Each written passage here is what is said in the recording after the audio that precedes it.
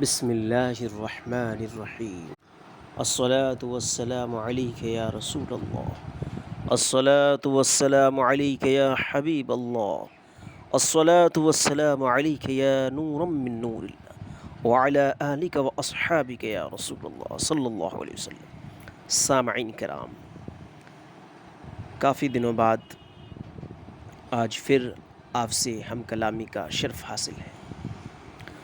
آج ہماری گفتگو اولاد کی تربیت پہ ہے کہ ہم اپنی اولاد کو، اپنے بچے کو کیا سکھائیں، کیا تربیت کریں۔ اولاد کی تربیت ایسی ہو کہ وہ کسی کا مذاق نہ بنائے اور نہ ہی وہ خود کسی سے مذاق بن جائے۔ اس متعلق علامہ شیخ سعدی شیرازی علیہ الرحمہ نے بہترین انداز میں انسانوں کو سمجھانے کی کوشش کی ہے، جس کی ترجمانی کئی مصنفوں نے اپنی اپنی کتاب میں اپنے اپنے ذریعے کرنے کی کوشش کی ہے، اور الحمدللہ بہترین سنہرے حروف سے سجایا ہے، جس میں کہ کتاب نوجوانوں کی حکایت میرے سامنے ہے اور کتاب گلستاں بھی ہے۔ دونوں کتاب سے ہم آپ تک تربیت اولاد کے سنہرے اصول اور شیخ سعدی شیرازی علیہ الرحمہ کی پیاری اور خوشبوؤں سے معطر بات پہنچاؤں گا۔ سنیں بغیر اسکیپ کے اور اس پر عمل پیرا ہو جائیں۔ مصنف کتاب نوجوانوں کی حکایت تحریر کرتے ہیں شیخ سعدی علیہ الرحمہ اپنے گہرے تجربات کی روشنی میں فرماتے ہیں کہ بچہ جب 10 سال کا ہو جائے تو اسے نامحرموں کے پاس بیٹھنے سے روک دینا چاہیے، کیونکہ روئی کے پاس آگ جلانے سے ایک لمحے میں سارا گھر جل سکتا ہے۔ سامعین، توجہ کی ضرورت ہے۔ اپنی نیک نامی کے لیے اولاد کو آداب سکھانا ضروری ہے، ورنہ تیرے بعد تیرا کوئی جانشیں نہ ہوگا۔ یہ شیخ سعدی شیرازی علیہ الرحمہ کی کتاب سے نقل تحریر ہے، یعنی تیرے بعد تیرا کوئی جانشیں نہ ہوگا۔ نزاکت سے پلنے والی اولاد بہت سختیاں جھیلتی ہے، لہٰذا اولاد کو عقل مندی اور پرہیزگاری کی تربیت دے۔ اچھے برے کی تمیز سکھا، اگرچہ ڈانٹنا ہی پڑے، ہاں پیار سے زیادہ کام لیا جا سکتا ہے۔ سعدی شیرازی علیہ الرحمہ نے اخیر میں ہاں پیار سے زیادہ کام لیا جا سکتا ہے یہ نقطہ اس لیے بیان کیا، یہ اشارہ اس لیے دیا کہ اتنے بھی ظالم نہ بن جائے کہ بچے کو آپ کی دشمنی پہ اترنے پہ مجبوری ہو جائے، بچہ کہیں آپ کا دشمن ہی نہ بن جائے۔ سعدی فرماتے ہیں تیرے پاس دولت کے انبار بھی ہوں تو اولاد کو ہنر سکھا، ہو سکتا ہے کہ دولت ہاتھ میں نہ رہے، جیسے کہ مالداروں کا شیوا ہے کہ وہ بچوں سے پیار تو کرتے ہیں لیکن اس قدر دشمنی کے کوئی ہنر نہ سکھاتے ہیں، چھوٹی چیز سمجھتے ہیں۔ سعدی شیرازی فرماتے ہیں تیرے پاس دولت کے انبار بھی ہوں تو اولاد کو ہنر سکھا، ہو سکتا ہے کہ دولت ہاتھ میں نہ رہے، ایسی صورت میں ہنر اس کے کام آئے گا۔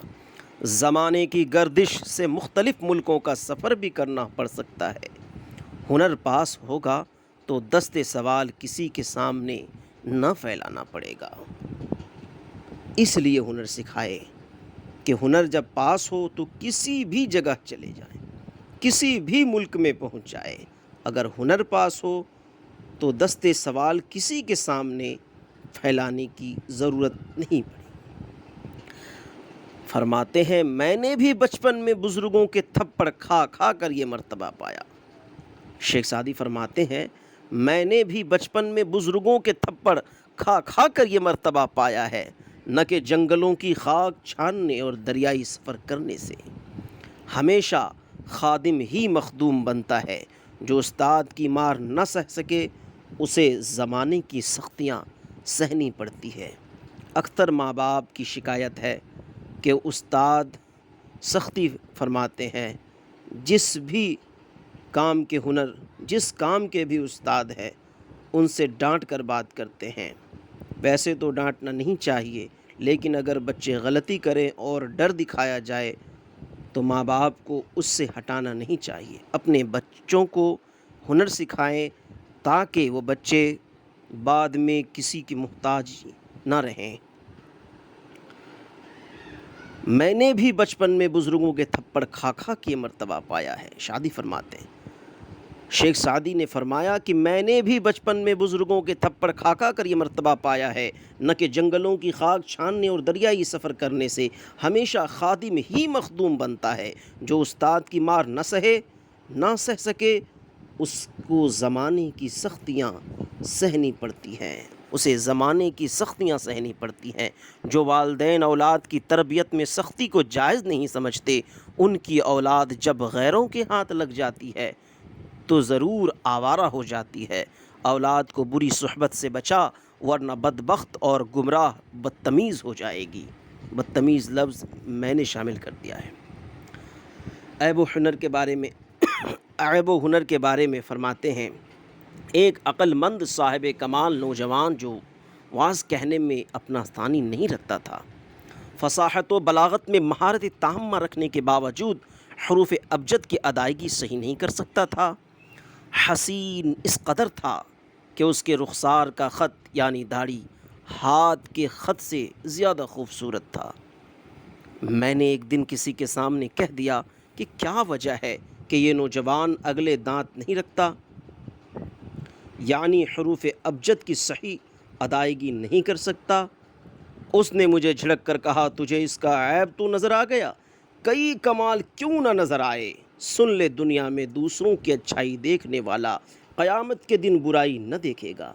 اسی لیے بزرگوں نے کہا ہے، خذ باصفا، جو صاف ہے اسے لے لے، پکڑ لے۔ کئی کمالات والا اگر کبھی پھسل بھی جائے تو اسے درگزر کر۔